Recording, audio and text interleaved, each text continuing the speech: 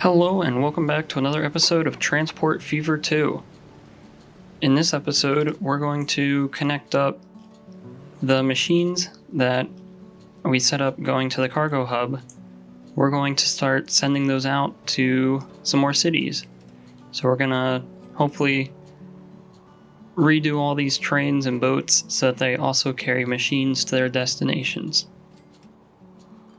So between last episode and this episode, I went through and I reworked this route just a little bit.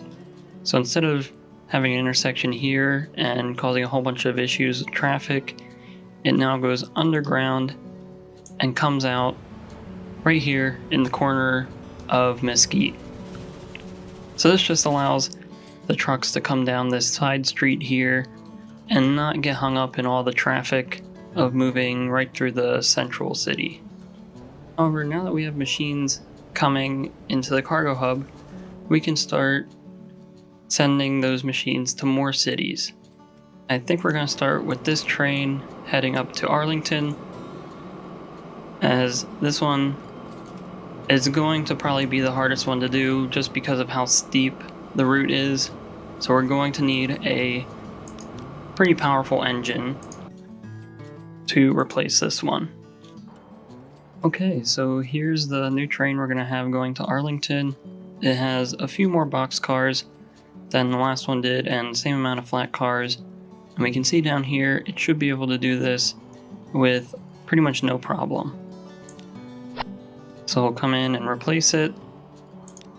And then we just need to adjust this so it also picks up machines. And so now in the city of Arlington, we're going to need to add another platform. We're going to have to get rid of these here. But add another platform. We can replace some of these buildings and put them there. And then we can hopefully we can reuse another truck stop that we have, as it looks like the one over here would also be able to handle all or most of the machines. So we'll reuse that one. And then all we have to do is get a few trucks. We'll go with, I'll say 4 trucks. So we'll just have it go from there to the truck stop over here, and we should start seeing machines come in. So coming back to this machines factory, just verifying that Arlington is now a consumer. So I think first thing we need to do is begin increasing these numbers, as it doesn't seem like we're really shipping out enough at the moment with everything going on here. I think this road is a little long, and so there's big gaps when the trucks come. And we also might need a few more planes, because we will need to be ready for all of the expansion that we do this episode. So if we come here, I think this is doing fine, and this is okay for now. Let's check up on the steel side of it over here. So it doesn't seem like we need too much yet. However, we do have a little bit of steel being held up here at the airport by Durham. We can see this is about ready to upgrade. So I think we'll just get ourselves ready for it to upgrade.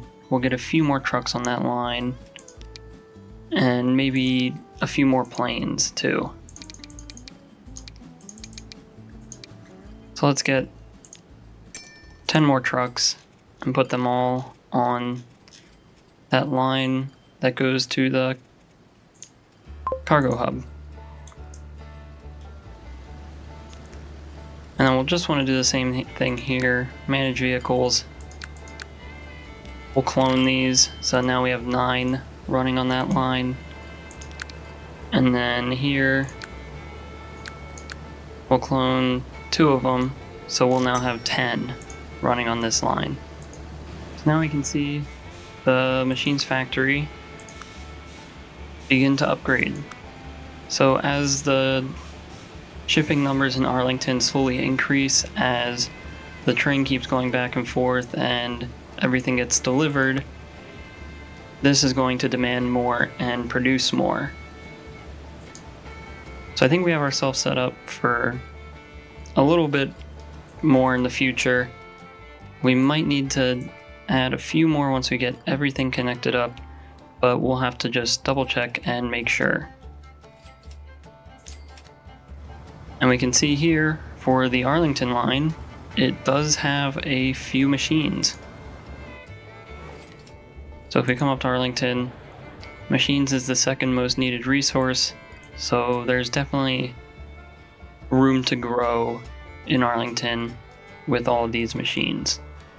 And now our next line that we're going to look at is this Clearwater line.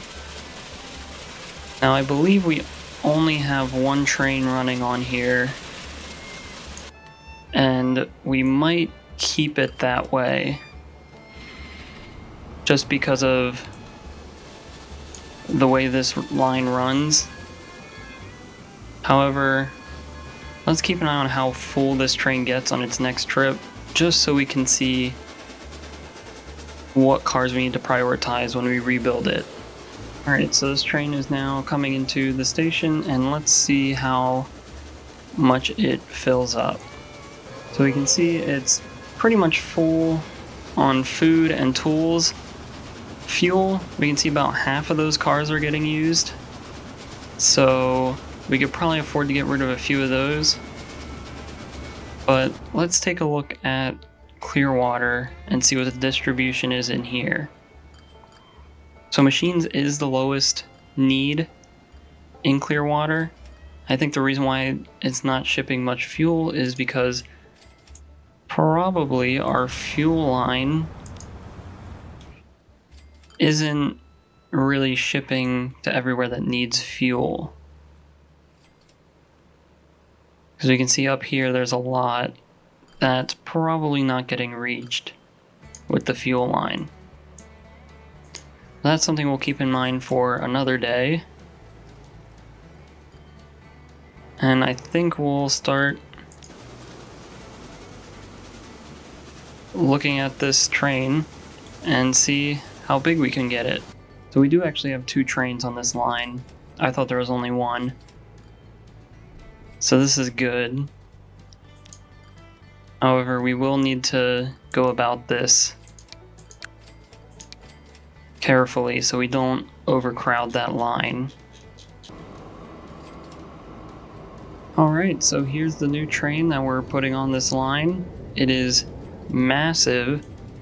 We've added pretty much, I think, 5 more boxcars than what the previous train had. Everything else is pretty much the same with some improved engines. So we'll see how that goes. And we just have to update this so it also carries machines. And then down here, it'll also unload machines as well. Now again, back in Clearwater, we're going to have to come in and configure this station so that there is another platform and a truck stop where the machines are. And it looks like we already have one right where all the machines are. So we can just use that one again. Now we just need to find a road depot, which I believe the nearest one is the one in Alexandria here. And then we can get probably 3 trucks for this line in Clearwater.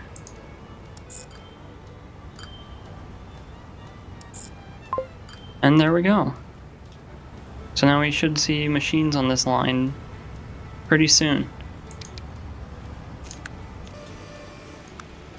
So now, coming back to the machines factory, we can make sure this line is working as we see clear water slowly increasing in numbers here. So it does still look like we are getting limited by some of our resources. We still might not have the amount of plane traffic that we need in order to be shipping out all of these resources. Which is a little odd because we have probably 9 or 10 planes on these routes. I'm not too sure where they're all at. So maybe they're just all flying around. We'll just have to find them.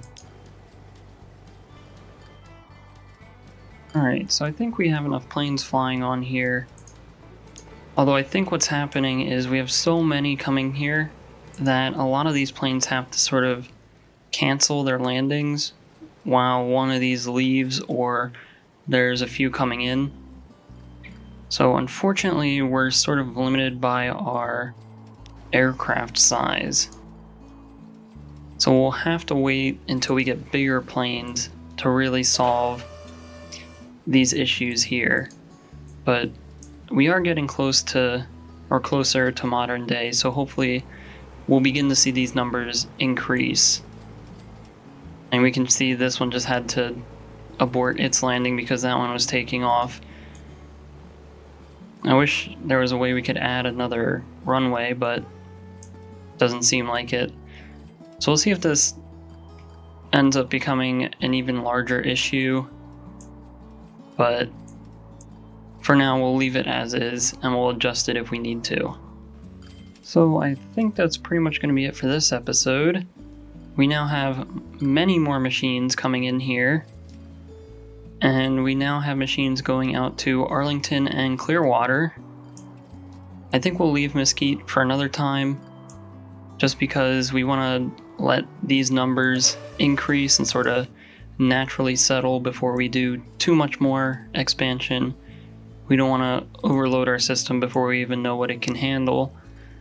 So we'll let these numbers begin to even out, and then from there we can continue expanding.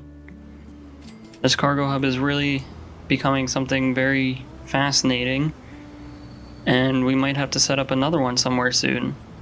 So if you enjoyed this video, please like and subscribe. If you have any feedback or suggestions, leave a comment below.